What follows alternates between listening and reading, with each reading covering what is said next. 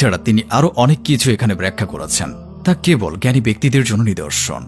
এতে করে আমরা অনেক ঘটনা যেমন জানতে পারি, ঠিক তেমনি করে জানতে পারি ভবিষ্যতের কিছু সংকেত, যা আগে কখনো কেউ জানেনি, দেখেনি। কি ভবিষ্যৎবাণী? চলুন আজকের ভিডিওতে দেখে নেওয়া যাক। কোরআন প্রায় 1400 বছর আগে হেরা গুহায় নাজিল হয়।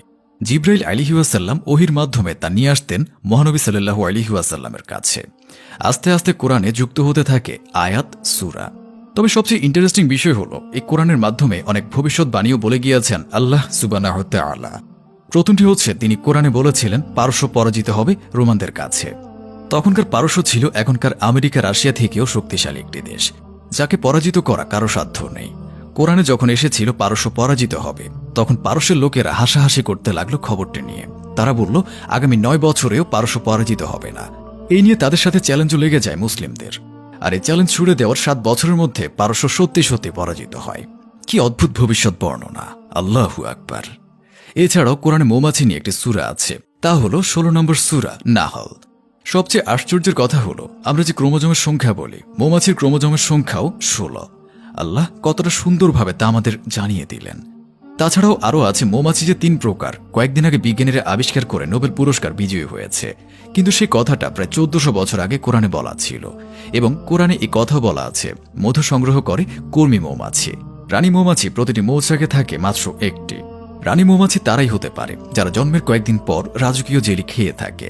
এর বাইরেও আছে লোহা, যাকে আরবিতে বলা হয় হাদিদ। কোরআনে এই লোহা নিয়ে একটি সূরা আছে, আর তার নাম হাদিদ। আমরা জানি আয়রন বা লোহার পারমাণবিক ভর হল 56.6 বা 7, অর্থাৎ প্রায় 57। আর অবাক করা তথ্য হচ্ছে, সূরা হাদিদ কোরআনের 57 নম্বর সূরা। গ্রহ, নক্ষত্র, উপগ্রহ যে কেন্দ্র করে ঘুরছে, তাও বলা আছে কোরআনে। কোরআনে বলা ছিল তারকা নিপতিত হয় এক স্থানে, কিন্তু সারা বছর গবেষণা করেও বিজ্ঞানীরা বের করতে পারেনি তারকা নিপতিত হয় নাকি। এই তো অল্প কয়েকদিন আগে বের হয়েছে।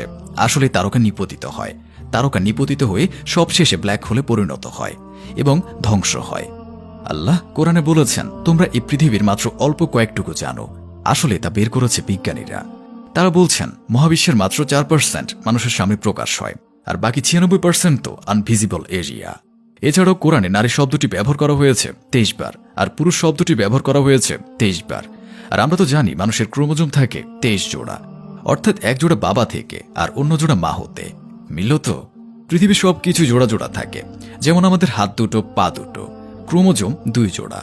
পজিটিভ নেগেটিভ মিলে নিউট্রাল আয়ন হয় কিংবা মোল হয়। কোরআনে মাসের আরবি শব্দ ব্যবহার হয়েছে 12 বার, দিন ব্যবহার হয়েছে 365 বার। আর সবচেয়ে মজার ব্যাপার হলো, কোরআনে বলা হয়েছে যখন মানুষের চক্ষু স্থির হয়ে যায়, তখন তার মৃত্যু হয়।